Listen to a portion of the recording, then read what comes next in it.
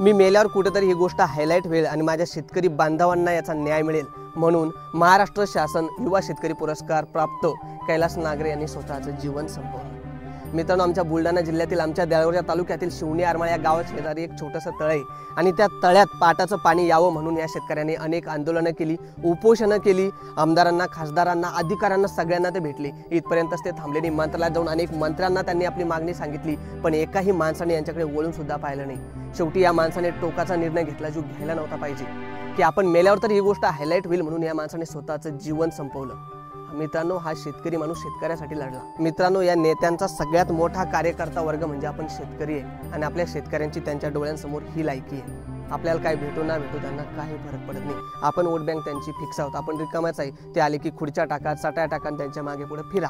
गेल्या 1-2 महिन्यामध्ये आपण पाहिलं की फक्त गुंडांचाच विषय न्यूज चॅनलला चालू आहे। आपल्या कापसाला भावणी, सोयाबीनला भावणी हा विषय कुणीच सभागृहात मांडला नाही, कोणत्याच नेत्याने मांडला नाही, कोणत्या न्यूज चॅनलला मांडला नाही। काय करतोय आपण?